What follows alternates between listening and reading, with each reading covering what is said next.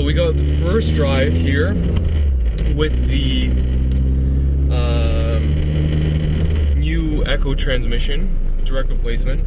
Apparently it's a JDM unit. We also have the CCI ultra lightweight flywheel, which is supposed to be about 8.6 pounds, I think, and an X-Eddy completely street OEM replacement clutch. It's not a stage one or anything like that. So I'm just doing a little video here to show you the difference between the stock setup and the, well, very lightweight flywheel. Also, I should point out that we have I have the energy motor mounts installed. That's the upper motor mount on the passenger side, the rear tranny / engine mount, and then also the tranny only mount on the driver's side. So those are all polyurethane, just either pressed in or pushed in. No polyurethane adhesive anywhere, and they are rather stiff. You may see the camera moving. We'll find out later, or vibrating rather. It's a pretty noticeable difference. At idle, it gives you a little massage while you're just sitting there, just idling away. And you may see the check engine light. That is the VVTi oil control solenoid. It is unfortunately bad and is still bad. It will be replaced very soon. But it's throwing that check engine light, so that means I don't get any VVTi awesomeness. So the car's a little bit slower, noticeably slower than what it should be. So, yeah, I'm just doing a little video to showcase what's going on here. I'm just gonna you'll see that the engine revs up much quicker, and I have the AC on as well. So I'll turn that off a little bit later on, but for now, it's kind of warm outside, probably pushing about 30 Celsius.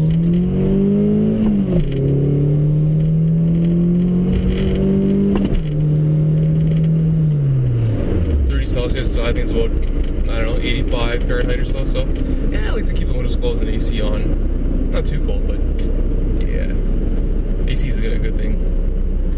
And yeah, just do a little bit of driving around. Flip the throttle every so often. Most of my shifts are heel-toed, so if that helps, I'll help you get an idea of how I shift. Now the lighter flywheel really helps the engine rev up quicker and rev down, so the shifts are generally a little bit smoother. The good thing is to shift smoother, rather to prevent the RPMs dropping so much in between shifts, because they drop a lot quicker than before, you gotta shift a little bit quicker. It's a good thing. It really just helps you accelerate quicker in general. And yeah, literally just helps you accelerate quicker in general, because the shift time is a lot quicker to do it smoothly. So this is not heel tilt, but this one right here is. A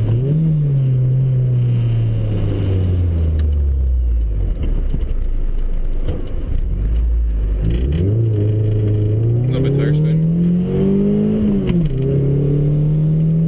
Too slow. See how much the RPMs drop in between shifts. I'm still getting used to the fact that the RPMs do drop so much.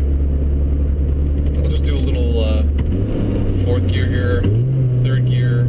I'll just drop the clutch right about now, and you can see how much quicker the revs drop compared to before.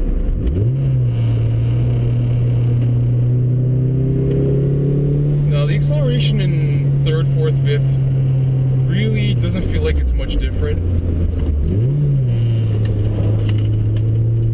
But in first, it seems to rip by a little bit quicker, and third, yeah. So first is a little bit quicker. Second, you can just barely tell the difference. Third, I'm not really sure I can tell the difference, but well, hey, revving up and down quicker is definitely gonna be a good thing for the track. So I'm pumped about that. And well, considering the car is pretty torqueless to begin with, anything to help you get through first quicker is a good thing. Just help you get into that power band a little bit quicker. The motor mounts really make a noticeable difference. Like I said, the vibration is one thing but on its own. The amount of vibration, like my mirror vibrates almost as if I had the subs turned on. Not quite as bad, but just playing as if you're just playing kind of normally, say 95 or 100 decibels. But the amount of vibration you get in your back is very noticeable. And really, the whole car structure vibrates when with the more solid motor mounts, pretty much all the time. So you really hear a lot more acoustically than you would with the stock rubber mount. So would I recommend the motor mounts for somebody looking for a very smooth daily driver type of ride? Honestly, no. You can hear that rattling in the background. That is my rear windshield wiper hitting the rear window. I've had problems with it for a while I was playing the stereo. Sometimes I hear it on bumps, but now with the engine translating so much more vibration into the chassis, you can really hear it all the time.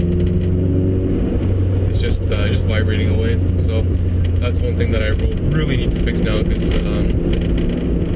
the noise is annoying, to say the least. I'm in the 5th gear here. Another thing that's changed is that the clutch engagement point has actually moved up compared to the old clutch. Now this is an X-Eddy street clutch, like I said. It's in PartsSource's system. The X-Eddy clutch for the Yaris has the same part number as for the Echo, so I don't know if that's part of the reason why, but yeah, that's just a little bit higher engagement point.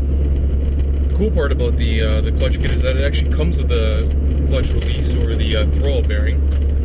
I'm not used to that happening, so I actually ended up ordering a Toyota release bearing directly from Toyota, and now I gotta go try to return that. But otherwise, yeah, it's a completely done up clutch kit. It's got everything, and it seems to be pretty good quality, about the same weight as the stock one, so we'll see what happens there.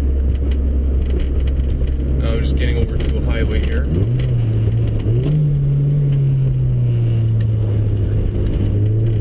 Still need to get an alignment done as well. My camber is definitely off on the front, so that's probably why I'm getting a little bit of squealing compared to before, when I had about 1.5 degrees of negative camber and the tires were silent. I tried to adjust the subframe and just push it forward to get as much positive caster as possible. Don't know how much difference that made, but hoping it made somewhat of a difference. And yeah, let's get on the highway here and see what happens.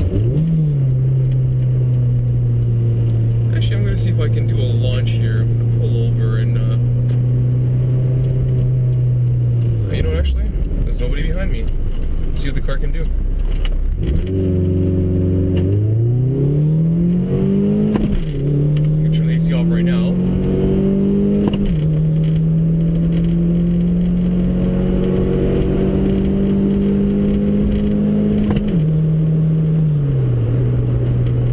That should be a pretty good break-in for the clutch, I figure. AC is back on. Let's see what the car can, too much traffic. Or not, let's go a little further north than home. Let's see if I can get a little clearing and give it a little bit of wide open throttle in 3rd gear, see what happens. I don't think you'll be able to feel a whole lot of difference compared to my other video, but we'll see what happens. Comparing the weather, actually, the other video was done about 2 weeks ago. This is the end of July. That video was done more in the middle of July. If I had to compare the 2 days, back then it was, I remember it being like an overcast, cloudy day. I'd say probably in the 27 to 30 degree range. Right now we're sitting probably around 31, maybe 32 degrees or so, and it's sunny. The humidity is probably pretty similar, probably in the 50 or 60% range like it always is. So not ideal conditions for juicing it, but hopefully the temperatures are fairly similar and fairly comparable. So that video would have been done at near the end of the day, probably about 7 o'clock-ish, whereas now it's probably about 2:30, 3 o'clock. So not exactly comparable, because it always gets a little bit more humid at the end of the day around here, but well, doing the best I can here in terms of doing it as scientifically as possible. But matching on downshifts, the engine really just revs up a lot quicker, and I got to shift the gear selector between gears a lot quicker. The other thing that really made a noticeable difference is that even if I don't rev match properly, in terms of where my revs are at versus where they should be, when I do engage the clutch and the rev matches or the revs aren't matched properly, there's really a lot less jerking going on. I guess part of the reason is because the motor mounts are a lot stiffer, but also because there's a whole lot less rotating inertia from the lighter flywheel. You don't feel it as much. So it'll kind of mask the fact that you're not as good of a driver as you may think you are. But in general, rev matching is a lot quicker, which is a very good thing. Wide open throttle here. Just pull through second. We are on a downgrade, so take that for what it's worth.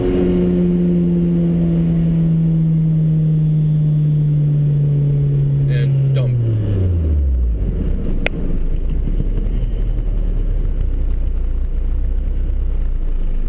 And my set of lights here, so I'll use it here, see what happens. You got a call, always a good thing. Just let that ring through. Drop the window down too. I don't know what the hell it's used to. Another really good thing is that when launching and not really revving up the gas, just going from a launch like this, the engine revs up so much quicker that you really don't have to rev the engine and then release the clutch. You can kind of do it in one motion, which is really good. Like that.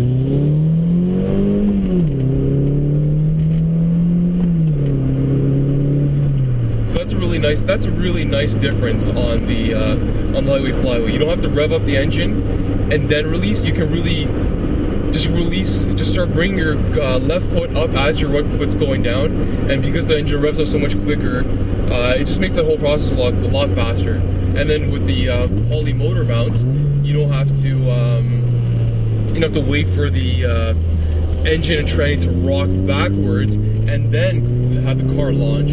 It just happens a lot quicker, so that's a really good thing overall. So yeah, not sure I'd recommend the energy mounts for the daily, but if you're doing, especially if you're doing drag racing, go get them. Pretty straightforward, just like most cars. Yeah, solid motor mounts, pretty much, or much stiffer than stock motor mounts, always a good thing. Solid, probably only if you're it's a drag only car with a really stiff subframe and at least front end, so the engine tranny don't rock or you don't flex at different angles. Well, that would be a bad thing.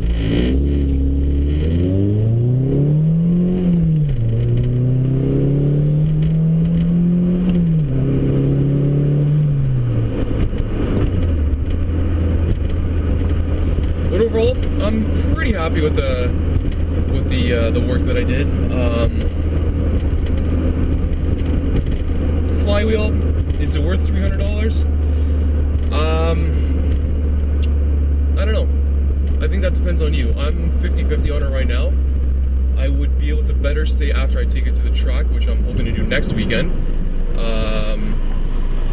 So far, I can't quite say no. Can't quite say yes. It's not bad. The motor mounts, like I said, only if it's a street setup. If it's a street setup, rather, I have to go with no. The clutch, it's fine. There's an A4 beside me. He's not racing though. Yeah, the clutch is a street setup, street disc, street pressure plate, very smooth, better than the old setup, but that could have had 187,000 kilometers. Roll bearing was definitely sticky when I removed it, so it definitely wasn't moving quite as smoothly as it should be. Now all the surface has been cleaned and greased, new throw bearing, like I said, new pressure plate which doesn't have any grooves on it, so just overall very, very smooth, very light. A lot of improvements, just everything's just a whole lot smoother and nicer.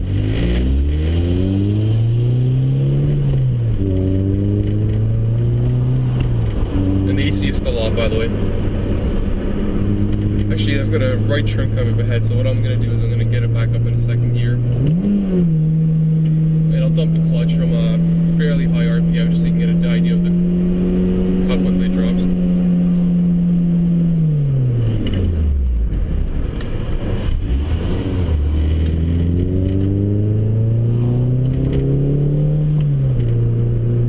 I also installed brand new axles at the same time, so I don't know if that's part of the reason for the vibration or not. Maybe they're not quite as balanced as the factory pieces,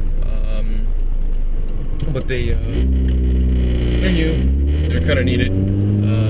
They felt quite stiff when I was just going to put them in, so hopefully they last for a while.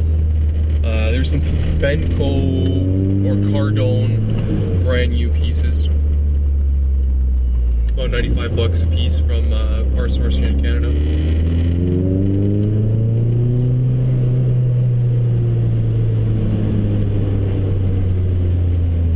The rattling noise here is just the splash shield that needs to get bolted into place a little bit better. Just rubbing against the tire pinch.